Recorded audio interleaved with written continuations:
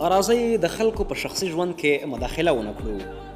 اول ولې واده نه کوې؟ دویم ولې دومره چاغ شوی یې؟ دریم ولې د ویښتان توی شوي دي؟ څلورم ولې کار نه کوې او بیکاره یې؟ پنځم څومره معاش دې دی؟ شپږم ولې دومره ډنګر شوی یې؟ اووم ولې دومره خراب شوی یې؟ اتم رنګ دې ولې ژیړ دی؟ نهم ولې امتحان کې ناکامه شوی یې؟ لسم ولې دې له پلاني سره دوستي وکړه؟ یولسم ولې ټیک ټاک کې دومره ویډیوګانې او عکسونه جوړوي؟ دولسم ولې عکسونه اخلي؟ دیارلسم دا ډول کالي دې ولې کړي؟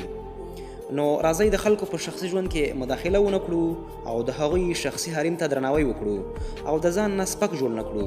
هر څوک په خپل ژوند کولو ښه پوهیږي چې کورنۍ یې څه نه ورته وایي، زموږ او ستاسې پرې څه.